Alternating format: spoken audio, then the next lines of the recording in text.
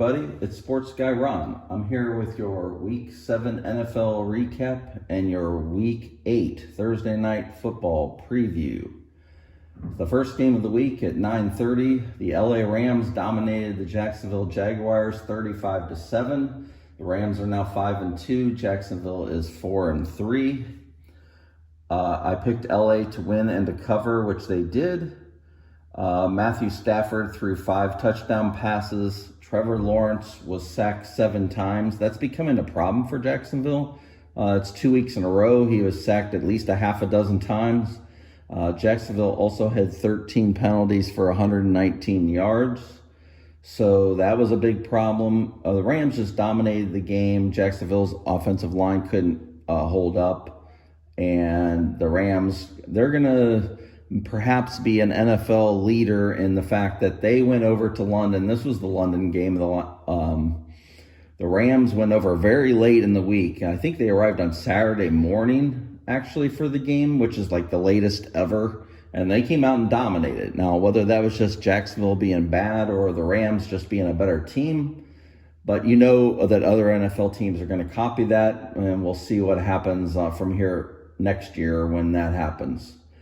In the first 1 o'clock game, we had New England dominating Tennessee 31-13. New England's now 5-2. Tennessee is 1-6. I did pick New England to win and to cover. I won both of those. Cam Ward had it was pretty funny fumble at the goal line, which Chason scored a touchdown with. It was kind of comical. Unfortunately, it's that kind of season for Tennessee. The new coach didn't help any. New England had an advantage on the rushing yards, 175-39. Tennessee had 2 turnovers and 5 sacks allowed. It was just Tennessee got an early lead, but New England pulled away. It was not even close. They were the much better team. We had New Orleans. They went into Chicago. Chicago was victorious 26-14. I had Chicago to win and to cover, which they did. New Orleans is now 1-6, just like Tennessee. Chicago is 4-2 now. They have a very good record. I don't know how good they are in comparison to that record, though. Spencer Rattler, 3 interceptions in this game. He's been pretty good at taking care of the ball before this, so it's not something he's been doing, but he couldn't keep it under control in this game. New Orleans actually had 4 turnovers to 1 for Chicago. That was a big part of the game. Chris Olave did have a good game for New Orleans, 5 catches, 98 yards, and 2 touchdowns. But DeAndre Swift put a back-to-backer up. He's kind of hit or miss usually, but this is the second game in a row. He had a very big game, 19 carries for 124 yards and a touchdown. And it was a victory for Chicago. In the next game, we have Cleveland dominating Miami 31-6. Miami's 1-6. Cleveland's now 2-5. I took the L on that game. That's because I just couldn't believe that my Cleveland Browns could play this well, which they really didn't play that well. It was a matter of Miami playing that poorly. Tua had 3 interceptions. 1 was returned for a touchdown. 1 was returned inside the 5-yard line. Quinshon Judkins had 25 carries for 84 yards and 3 touchdowns. 4 turnovers for Miami to none for Cleveland. That's pretty much the difference in the game. The weather was a factor, but not as big of a factor as they were forecasting. The winds weren't quite as strong. It wasn't pouring the rain. It was a good, decent rain, though, so that was something to deal with, but really didn't factor into this game much. Cleveland just ran the ball, didn't make mistakes, and capitalized on Miami's. That's pretty much the sum of the game. In the next game, we had Carolina defeating the Jets 13-6. I had Carolina to win and to cover, which they did. Carolina is now 4-3. The Jets fall to 0-7. Young and Fields both got injured in this game. Fields came back, but then he got benched. Tyrod Taylor came in. Now he's kind of banged up with a knee. I don't know what the Jets are going to do next week. Who knows? I don't know if that it matters. Xavier Legette had a big game for Carolina. 9 catches, 92 yards, and a touchdown. New York gave up 6 sacks, 2 interceptions. This was a real ugly game. There wasn't a whole lot to it. Leggett made the one play for a touchdown. That was the difference in the game. Carolina was just better, even on the road, but they weren't very good. But the Jets were bad. They missed Garrett Wilson, and now there's talk of him possibly trading him. I'm not sure about that, but we'll see. But the Jets have nowhere to go but up. They're the worst team in the league right now. Them and probably Tennessee. So we'll see what happens from here on out. In the next game, we have Philadelphia. The Eagles went into Minnesota. They were victorious 28-22. I had Philadelphia to win and cover, which they did. Philadelphia is now 5-2. Minnesota's 3-3. Jalen Hurts had a big game throwing the ball. Everybody's been complaining about that in Philadelphia. 19 of 23, great percentage there. 326 yards, which means he was going down the field, and 3 touchdowns. And you can tell by his 2 main receivers. A.J. Brown, 4 catches, 121 yards, 2 touchdowns. Devontae Smith, 9 catches, 183 yards and a touchdown. That's 300 yards just between them two. So he was throwing it to the receivers a lot, Hurts was, and it worked for them. Wentz had 313 yards, but he did have 2 big INTs, one for a touchdown. That's the difference in the game. Not sure which Carson Wentz is going to show up. He had pressure on him. He got flustered a little bit, I think. But that was the difference in the game. Philadelphia made the big turnover, and they made the big chunk plays that allowed them to win the game. The next game was a total domination. Kansas City, they're now 4-2. They defeated Las Vegas, who is now 2-5, 31-0. It was a shutout. Kansas City had 30 first downs in the game. Las Vegas actually ran only 30 offensive plays. That's a wild stat to have as many first downs as the other team had plays. Las Vegas only had 95 yards. Geno Smith is just not playing well. Kansas City had 434 yards. They were 9 of 15 on third down. That's what this game was about. Total Kansas City domination. They look like they're back. Rashee Rice looked good back from his time off. So, yeah. Kansas City is going to be a force to be reckoned with. I did take Kansas City. I won that. So, not much more to say about that game. The first 4 o'clock game, this was a crazy one. Denver 33. They defeated the Giants, who had 32. Denver's 4-2. The Giants are 2-4. It's kind of crazy, that game. Giants led the whole way. They had a big lead going into the fourth quarter. Denver didn't even have a point in the first 3 quarters. They scored 33 points in the fourth quarter. Bo Nix, he was the first player in NFL history with 2 passing touchdowns and 2 rushing touchdowns in the same quarter. That's kind of amazing. Denver in their comeback, Jackson Dart had a late interception, which aided the cause of the comeback. Denver did allow the Giants to drive down the field to take the lead back late because of some penalties that were questionable at best, let's just say. Well, not Sean Payton running out on the field and arguing with the refs. You're going to get that called every single time. But the Riley Moss interference, just not sure about that one. But the Giants did leave enough time for the Denver to come down and kick the winning field goal. It was a wild game, one of the wildest of the year. And so now Denver is on a little streak here. Let's go to the second board. Okay, we have the Indianapolis Colts defeating the Los Angeles Chargers 38-24. This was a fun game to watch. Indianapolis is now 6-1. The Chargers dropped to 4-3. I had Indianapolis to win and to cover, which they did. It's a theme this week. I had a really good week. Let's see. Jonathan Taylor, he was the big difference in the game, as he has been all season. He's got to be one of the favorites for Offensive Player of the Year. maybe even MVP, although that never goes to anybody but a quarterback anymore, it seems like. Taylor had 16 carries for 94 yards and 3 touchdowns. Justin Herbert, he was 37 to 55 for 420 yards and 3 touchdowns. He did have 2 interceptions, however. Los Angeles, 54 rushing yards, and Herbert actually led them in rushing yards, 31, so that's a bad sign when your quarterback's leading in rushing yards. It happened again this week. We'll talk about that one later. This was a back-and-forth game. The Chargers were able to make plays on Indianapolis, but Indianapolis just made more. They were the better team. They did win in this game. Indianapolis is, I think, for real and is a force to be reckoned with, so we'll see if they can keep this up. We'll see what the second half of the season brings. In the next game, Dallas defeated Washington 44 to 22. Dallas is now 3-1. Washington's 3-4. Dallas, I did pick them to win and to cover, which they did.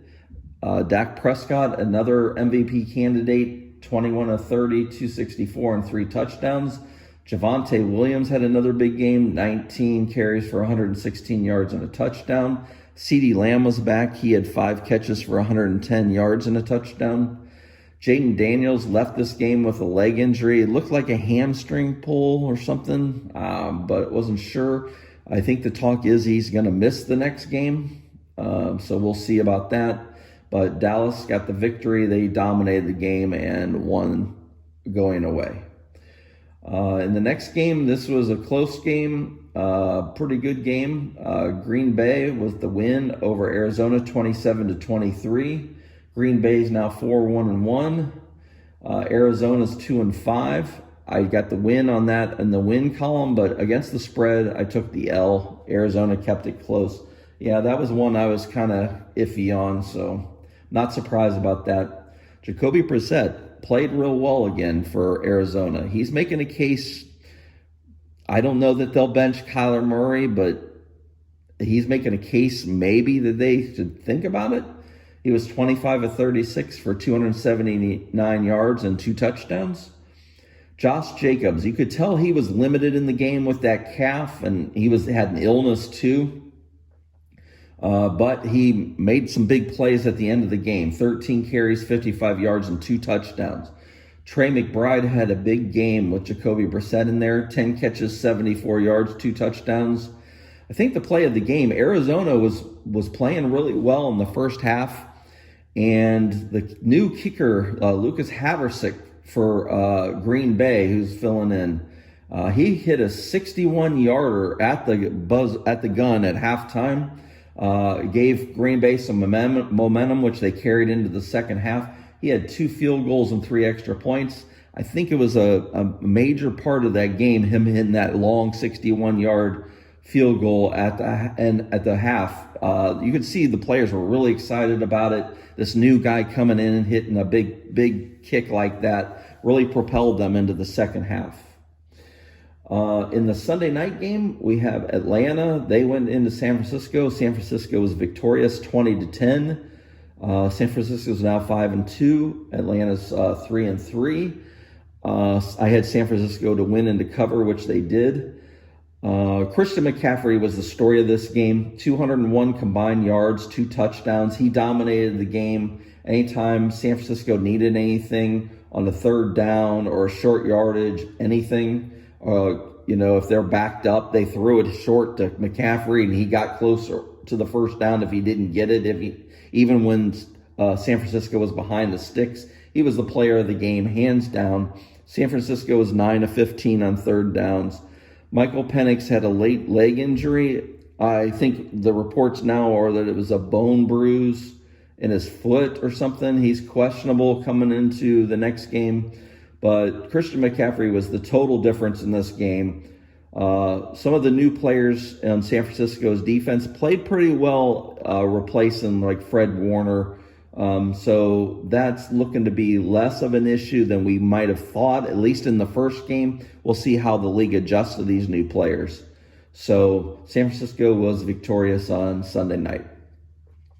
In the Monday night games, we had Tampa Bay. They went into Detroit.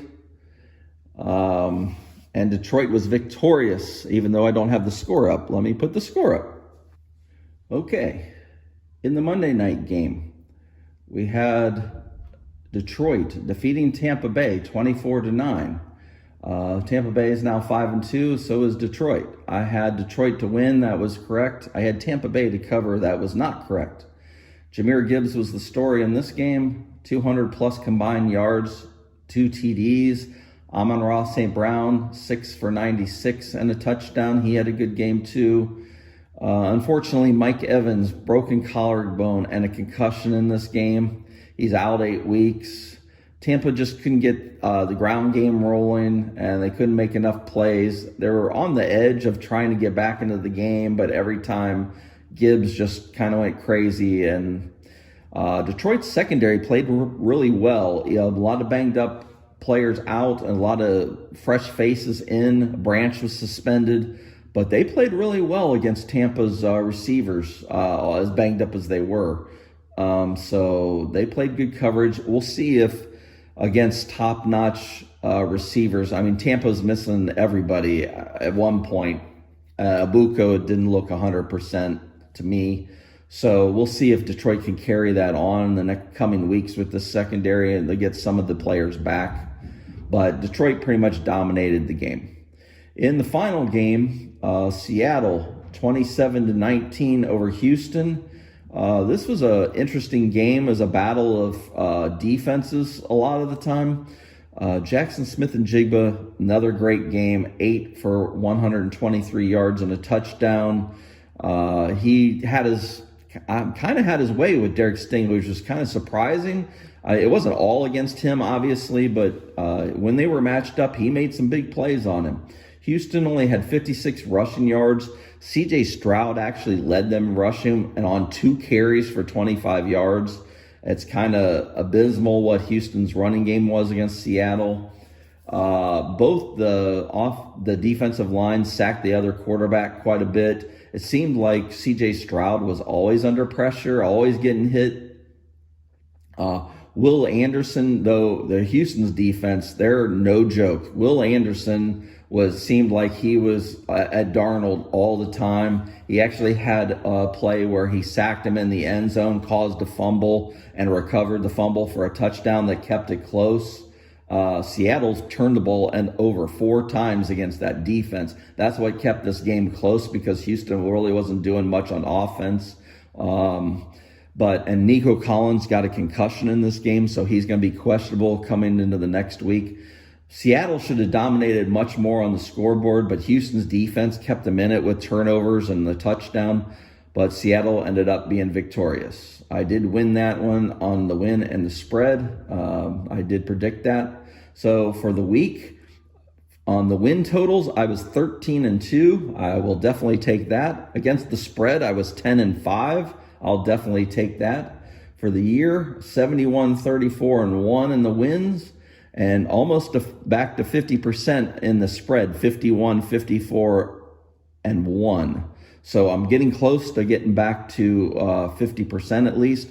It's really tough, especially when you're picking every single game like I do. So, it's just for fun. I'm kind of just doing it from a fun angle, but I'm trying to show you, hey, I know a little bit about football, hopefully. Baltimore and Buffalo, remember, we're on buys. And we have the Thursday night coming up here for week 8. We have Minnesota, they're 3-3, at the Chargers, 4-3. Chargers are favored by 3.5. I'm going to take LA to win and to cover. I haven't been very good on my Thursday night picks, so I'm going to give you that fair warning.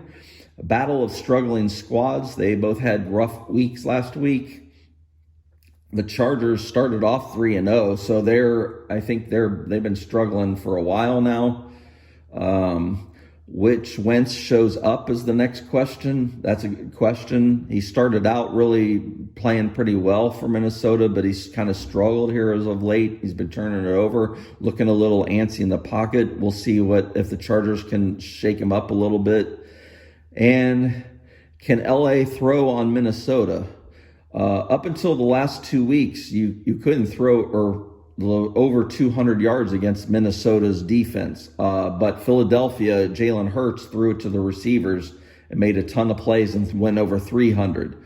I should think that Justin Herbert's going to be able to, but that's why I'm picking LA. But we'll have to see what Brian Flores, the defensive coordinator for Minnesota, has for that LA Chargers offensive line that's really banged up right now. So that's my preview of Thursday night, my recap of week 7.